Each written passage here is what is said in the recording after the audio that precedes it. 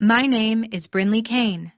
24 hours after my father's casket hit the ground, my own half-brother grabbed my arm, dragged me across the garage, and threw me into the loft apartment above it, the GALA.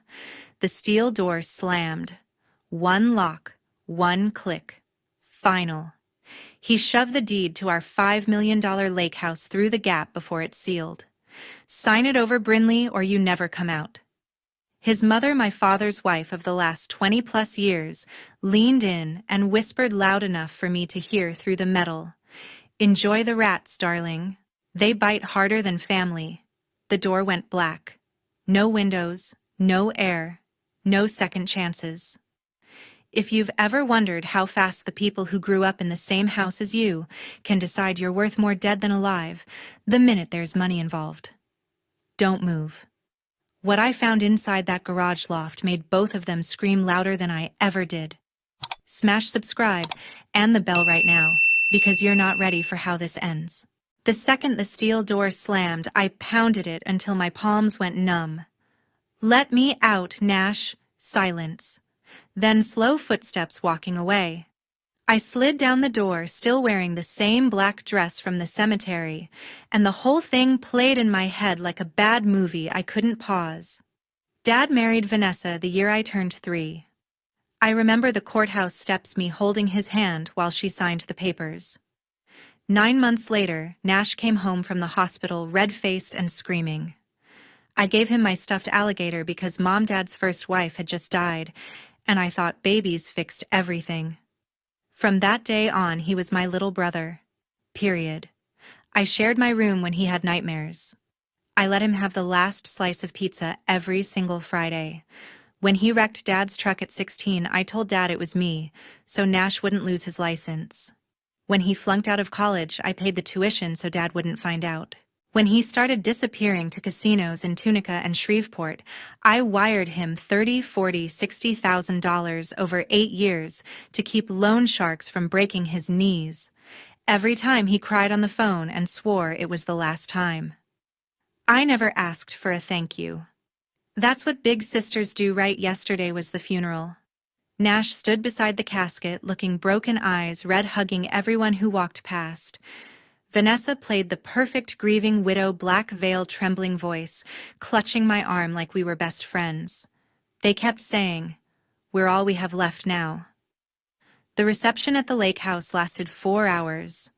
Caterers, old neighbors, half the Titans roster Dad used to take fishing. Nash poured drinks, told stories about Dad teaching him to drive the boat. Vanessa accepted casseroles and condolences like royalty.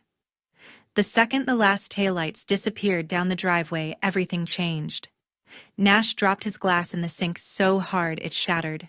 Vanessa kicked off her heels and snapped, "Get her upstairs." Now. I thought they were drunk. I was wrong. Nash grabbed my wrist, same grip he used when we were kids, and he wanted the remote and dragged me through the garage. Vanessa followed with a thick manila folder and a smile I'd never seen before. They marched me up the exterior metal stairs to the GALA. The door was already open.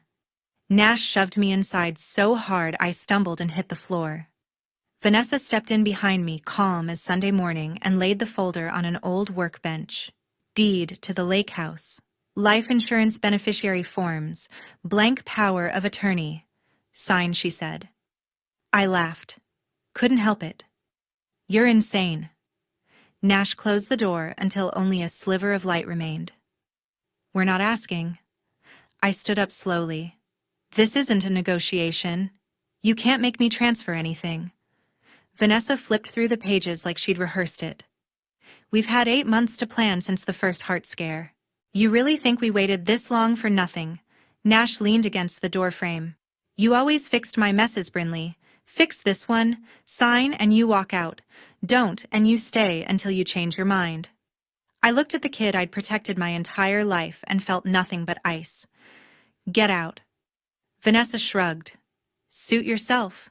Nash gave me that same disappointed sigh he used when I wouldn't lend him the car in high school, then pulled the door shut.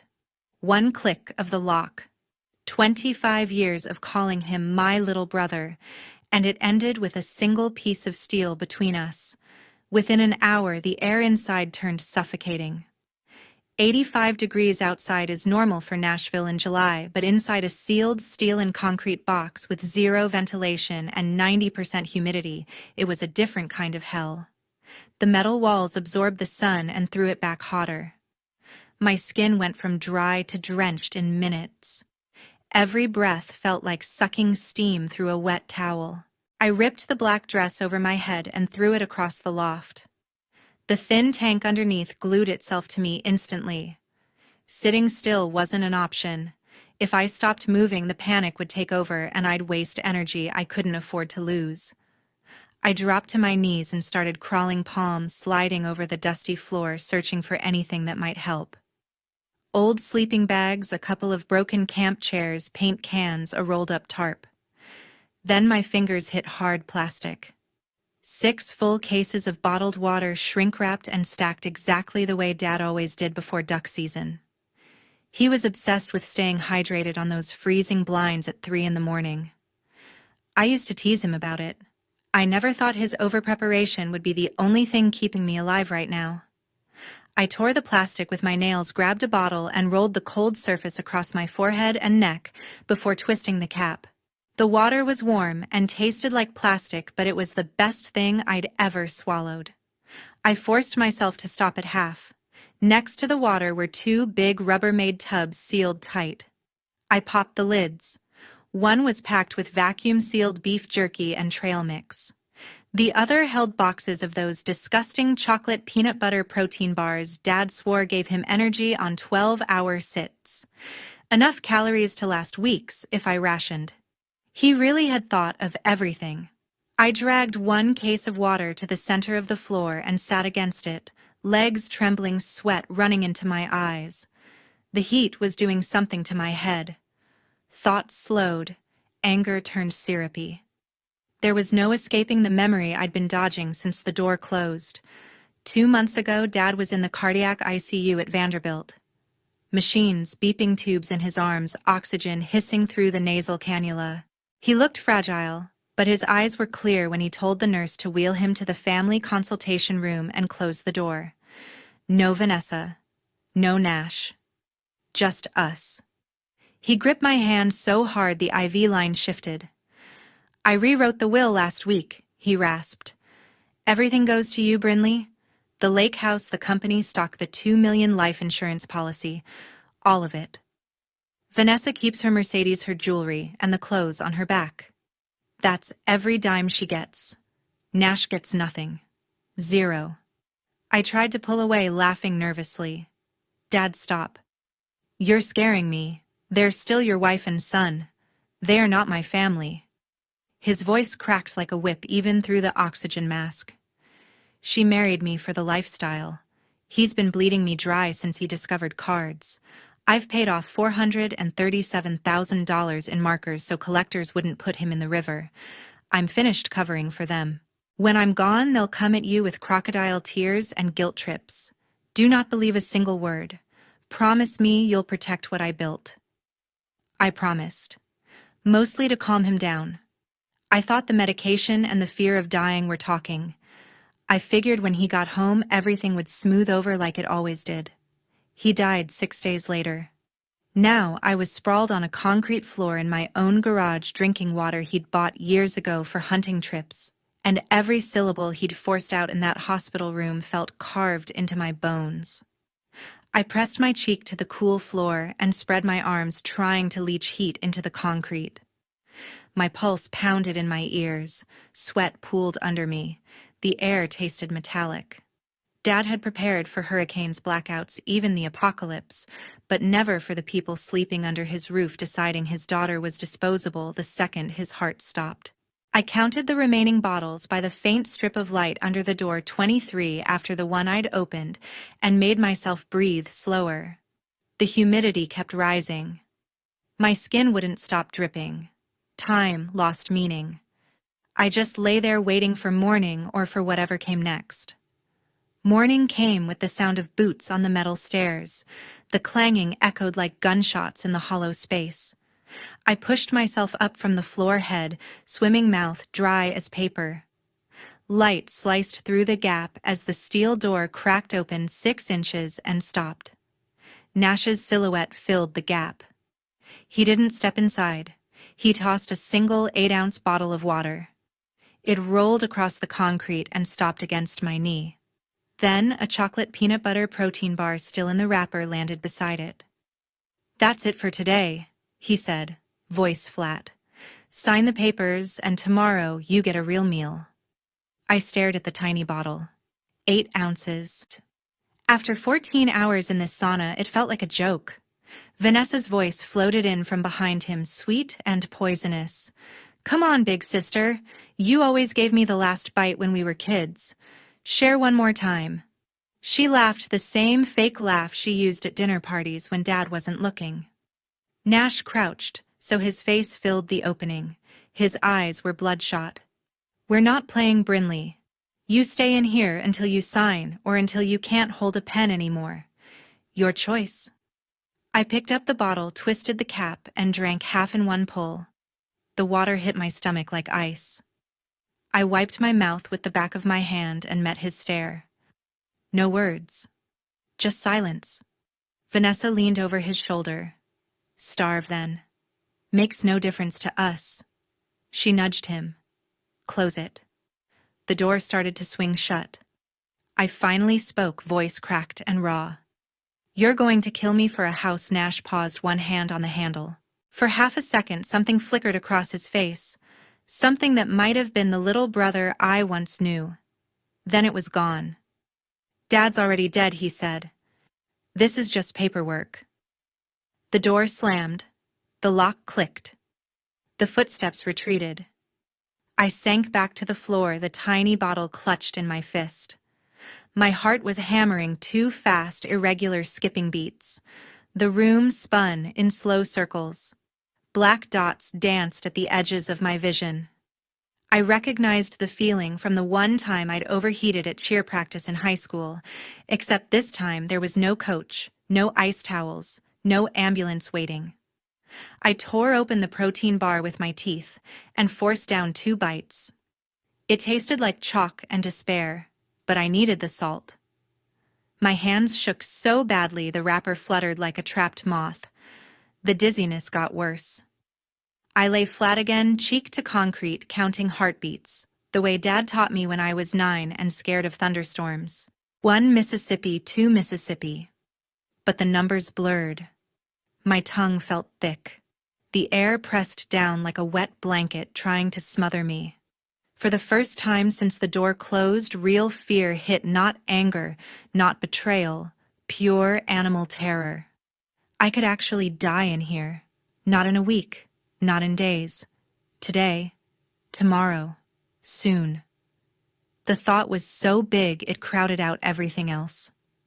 I curled on my sidearms wrapped around my ribs and listened to my pulse stutter. The protein bar sat heavy in my stomach. The 8 ounces of water were already gone.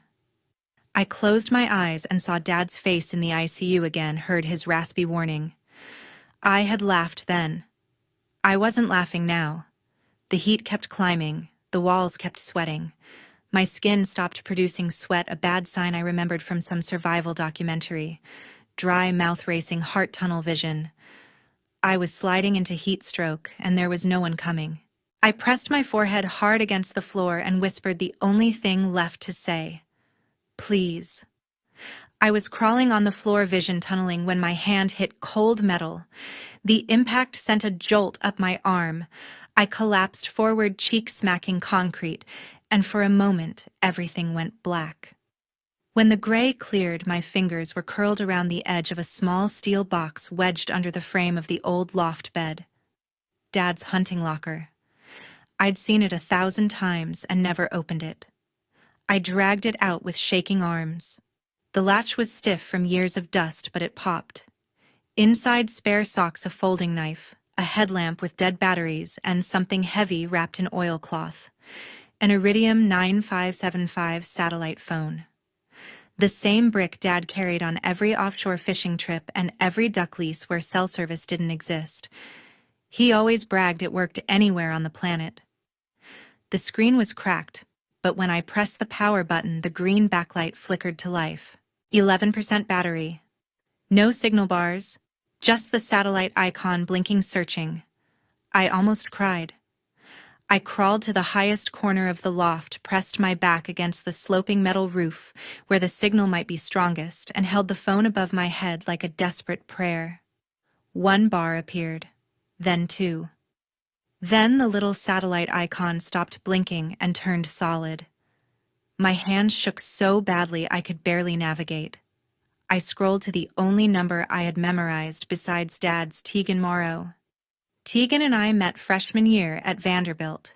She was pre-law, I was business, and we bonded over hating the same accounting professor. After graduation, she became a notary public, and 2 months ago, the exact person who watched Dad sign the new will in that ICU consultation room. She knew everything. The call connected on the 3rd ring. Brinley. Her voice sounded a million miles away and right beside me at the same time. Tegan.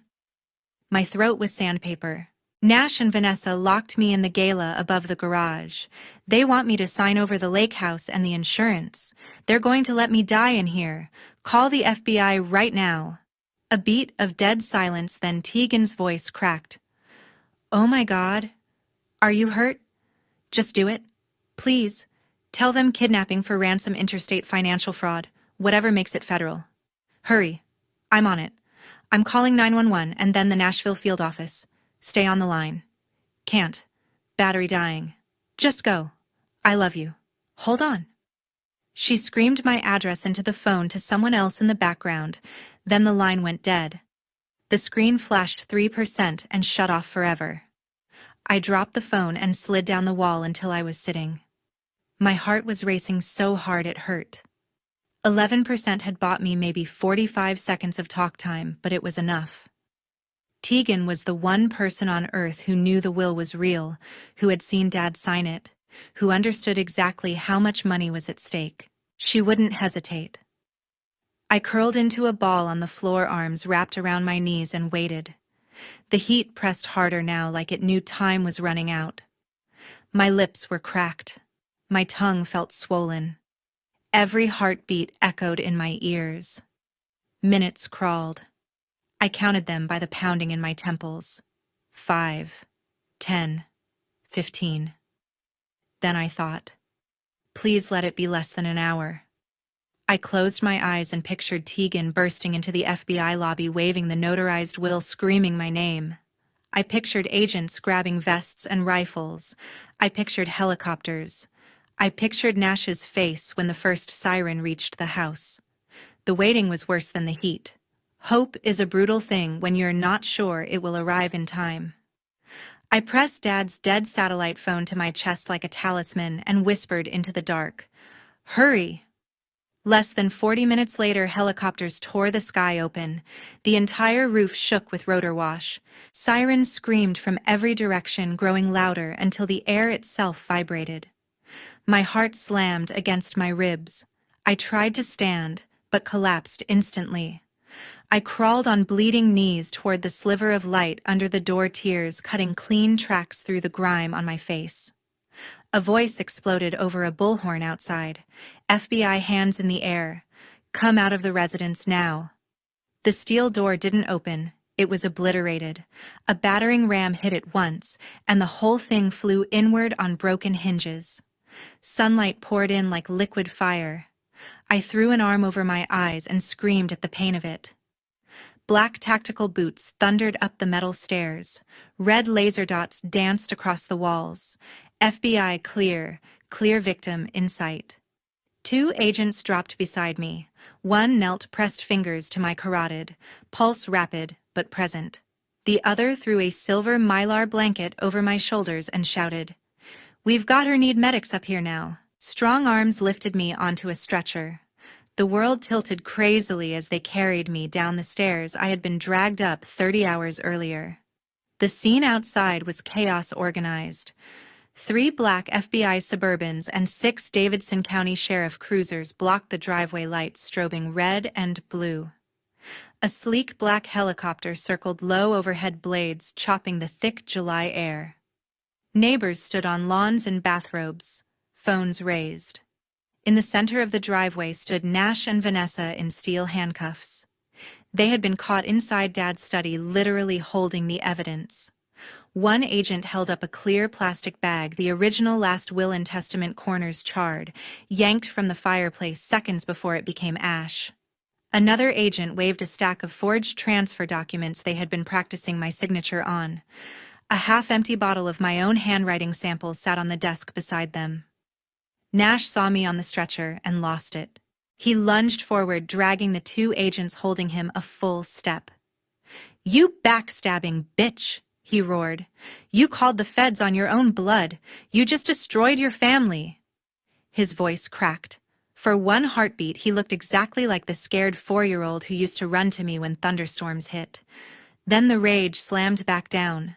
Vanessa dropped to her knees in the gravel mascara rivers, cutting through her perfect makeup. "Please." It was all Nash. I begged him to stop. "I never wanted this, officers. I'm the victim here." A deputy hauled her up by the cuffs. She kept shrieking as they marched her to the nearest cruiser and folded her into the back seat.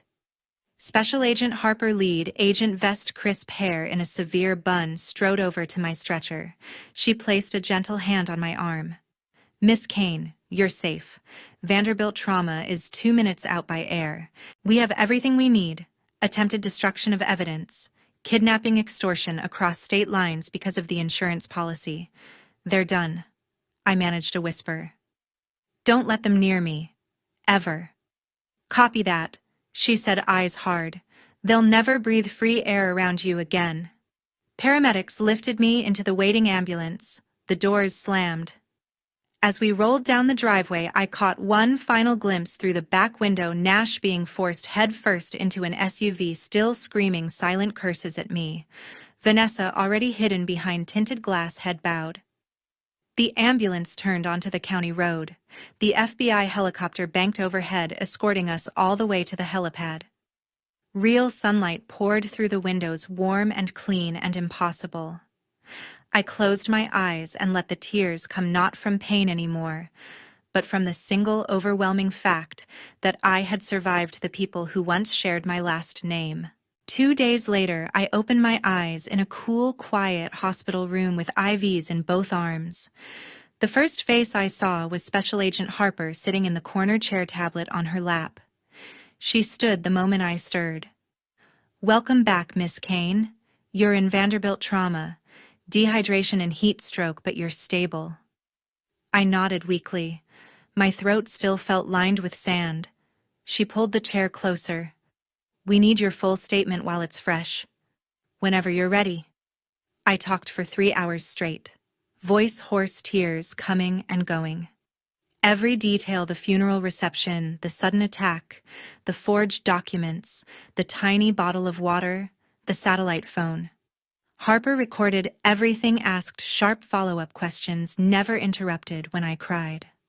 When I finished, she closed the tablet.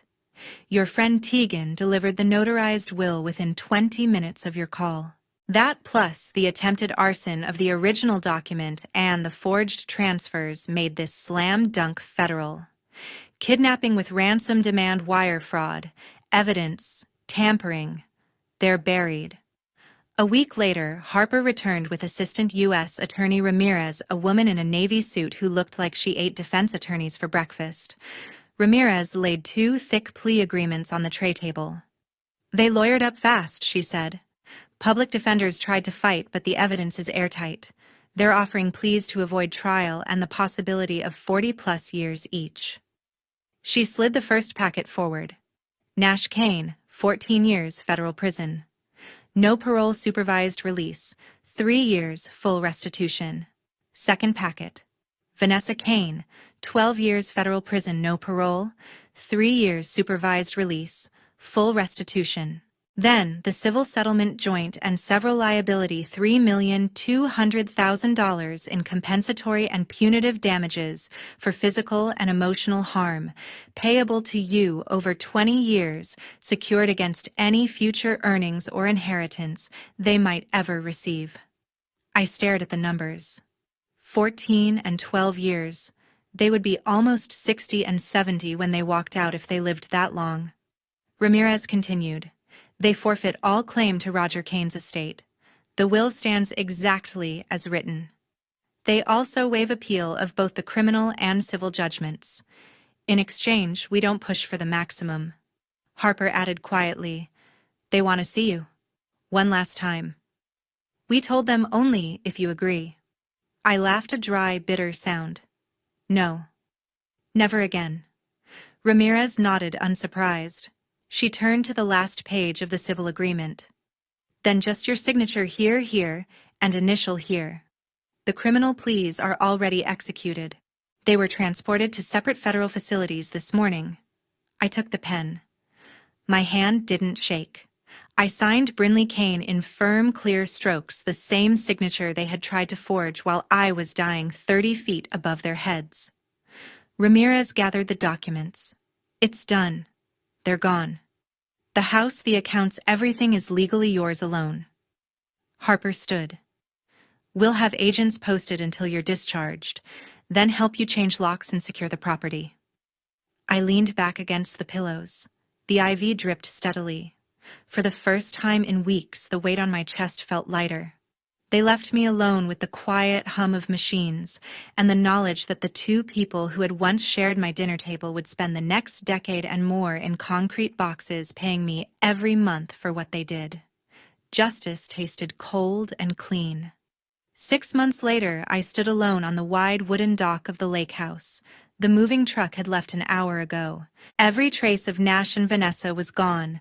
The monogrammed towels, the gambling chip ashtrays, the bottles of expensive perfume she never finished.